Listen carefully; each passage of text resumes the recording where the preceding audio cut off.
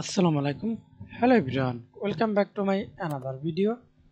In this video, how to make a rectangle curve in Photoshop. First step, create a new layer. Then go to rectangle tool. Select the color. Not use this color. Okay. Then click and drag it. Control T. Press Control T on your keyboard. Click the logo, customs, and see this ARC curve.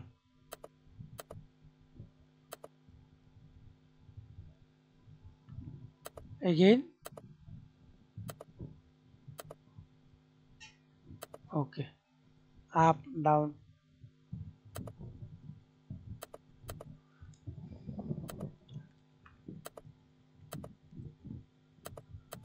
Thanks for watching video. Please subscribe to my channel, like, comment, share.